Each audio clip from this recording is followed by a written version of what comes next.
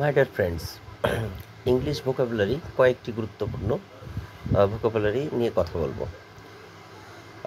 Ever ever অর্থ কখনো, every মানে প্রতি, এনাফ মানে যথেষ্ট, ফার্স্ট মানে দ্রুত, ফিউ মানে কিছু, ফাইনালি মানে অবশেষে, ফার্স্ট মানে প্রথম।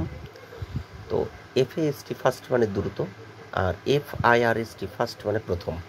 এটি খুব গুরুত্বপূর্ণ। ফাইভ মানে প্যাচ, পাঁচ, ফাইভ মানে পাঁচ।